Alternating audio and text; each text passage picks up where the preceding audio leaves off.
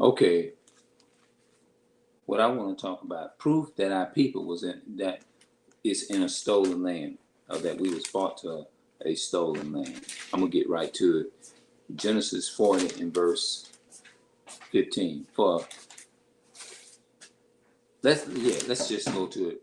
For I for for indeed I was stolen out of the land of the Hebrews, and here also have I done nothing, but that they should put me into the dungeon. Okay.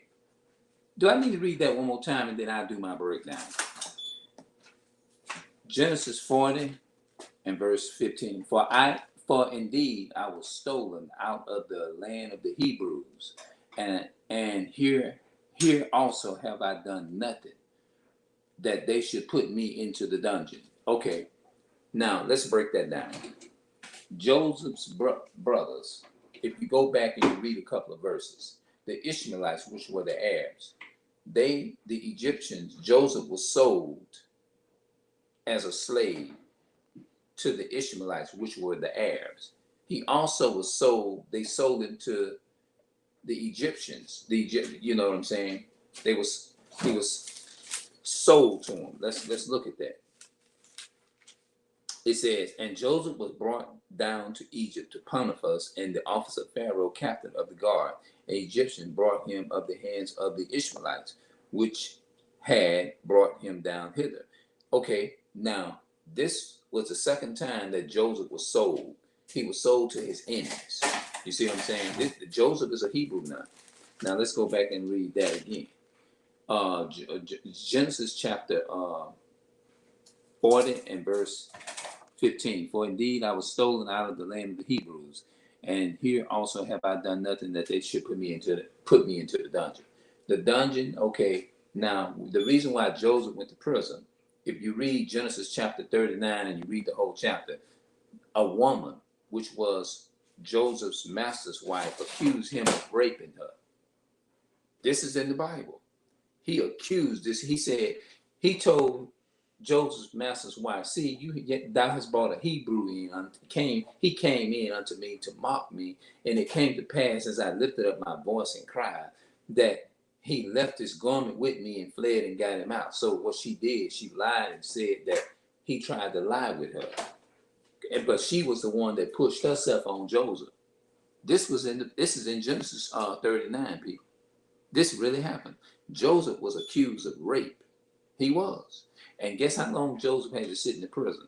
He sat in there 2 years. But when he went to prison, God showed him favor right inside the prison. And that's when God made him overseer. If you continue to read this story on out, God made Joseph the overseer over he put him over everything. He was selling people corn and everything in Egypt. Joseph was doing this here. And Joseph was wroth with his brother because his brothers had sold him into Egypt, you know, and so on and so forth. They became an enemy to their own brother and everything. So that was the whole point of the thing. Now let's go and read Exodus 21:16. I'm gonna show y'all what's gonna happen to the other nations for having us having our people in a stolen land. Let's read it. Exodus chapter 21 and verse 16. And he that stealeth a man, listen to this here. I want y'all to hear this good. Now, this is a future prophecy. This is still in the Old Testament, and it has not come to pass yet. Listen to this here. I want to make sure y'all get this in. Make sure y'all read this in the Christian church. And verse 16 of Exodus chapter 21 and 16. And he that stealeth a man and selleth him, or if he be found in his hand, he shall surely be put to death. Our people was stolen and brought to America. They stole our people. This is talking about the slave trade. And not only that, but we were sold to our enemies, bro. We were sold to our enemies. Look what the Bible says in Exodus chapter 21 and verse 16. And he that stealeth a man and selleth him, or if he be found in his hand, he shall surely be put to death. What does that sound like? That sounds like they're going to get a judgment. That don't sound like somebody fixing gonna be loved and hugged. If God come back in and we still in their hand, and they refuse to let us go, what's gonna happen to them? He said that don't sound like that's nothing good. You read that and you tell me if that sound like that's gonna be something good. It don't sound like nothing good gonna happen to the other nations that did this here. It said, "He that stealeth a man and selleth him, or if he be found in his hand, he shall surely be put to death." That don't sound like somebody gonna hug. That doesn't sound like no loves and hugs to me. That sounds like somebody gonna get their ass kicked. That's what that sounds like to me. It sure don't sound like nothing, no love to me. It sounds like somebody gonna get their ass. Think about how Esau do when they turn around and they if we go steal something from them, or we do something unjustly to them. Are they gonna feel like they gonna want justice as a so-called white race? Mm-hmm. Just like everybody running around here talking about that situation with this shit. You know what I'm saying? We understand that the celebrities and things they have our black celebrities already go through enough anyway. You see what I'm saying? So I don't feel no need. Their name is not even in this title. You see what I'm saying? I don't need to do that. You know. Because they already going through enough anyway. Brother Will Smith is a loving and kind person, you know, and he, you know, everybody, regardless of what field they're in, whether they're in a low or high seat, we all still, as people of black people or so-called people of color, we all have our monsters and things that, you know what I'm saying? Because just like am I proud of a lot of the things I've done in my past? No. If I can go back and take it back, I would. I would. You see what I'm saying? So who are me is to jump on my camera, put somebody's name in my title, and just downplay them. Chris Rock and them, they doing a good job making it. People going through something. You know. We just gotta just lift them up in prayer. The best thing that I can come up with. You know, because I mean, I see no point in talking. You know what I'm saying? You know, we have to do something to uplift our black community. You know, we have to do something to uplift. Somebody got to be. We got to pray for them. Just like I got to get on. When I get on my knees and pray for myself, I got to get on my knees and remember them in my prayers. Brother Chris Rock and Mr. Will Smith and Mr. Chris Rock, because at the end of the day, they both good examples in to our community. Because they wouldn't, God would have never put them in the spots that they're in. That's how I see it. God put them there. God put them there in that position for a reason. That's how I see it. And you know, I mean, whatever he do, and that's their business. You know, that ain't got nothing to do with that. I'm not God. Obviously, it's not my place for me to get in. You know what I'm saying? It's not my place. It's me. For me, is to do what I can. Just pray, and the Most High God, He said He'll do the rest. You know, so that's all I can do.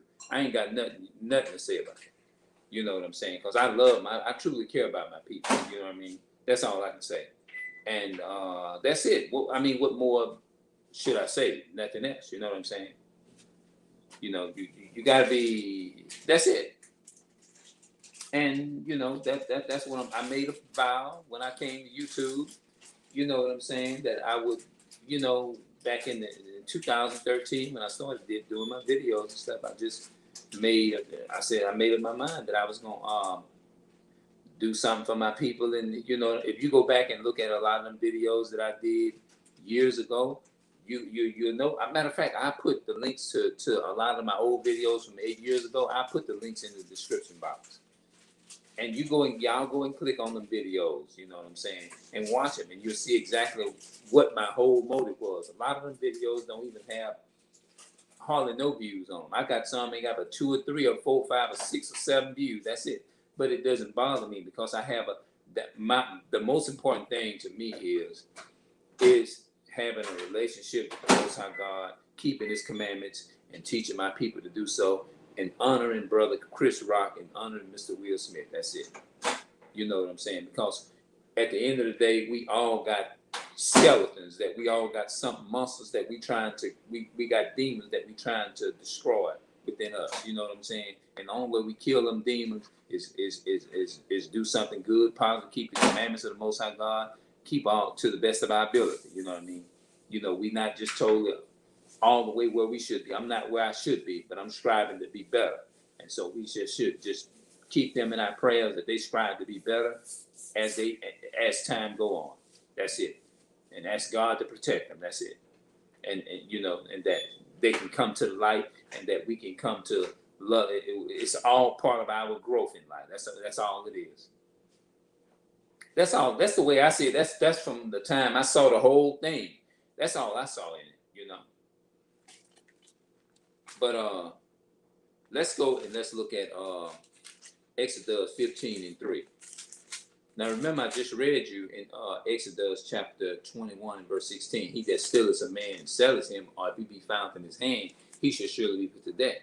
You see what I'm saying? That's talking about the so-called that's talking about Esau. Yeah, it's talking about Esau. If he said, if you steal in his hand, they're gonna be put to death. That's what the Bible said. That's a judgment. That don't sound like somebody gonna get hugs and kisses there. Sounds like somebody gonna be. It's gonna be some stuff going. It's gonna be some killing or something going on. Because if you read that, you're gonna be like, nah, that don't sound like nothing good from the company. Don't sound like love to me. It sounds like some punishment fixing to happen. Just like if you say, look, if y'all don't have that house cleaned up by the time I get back, it's gonna be on, partner. You know how your father laid them rules. Let me read this one more, and then I'm gonna turn it off because I know the TV. Let's see. Exodus 15:3. And the Lord is a man of war. The Lord is his name. The Bible said the Lord is a man of war. It didn't say he was a soft ass man. Christ is not a soft ass man. He's not a soft man. He's not a punk. He's not a coward. He's none of that. You know?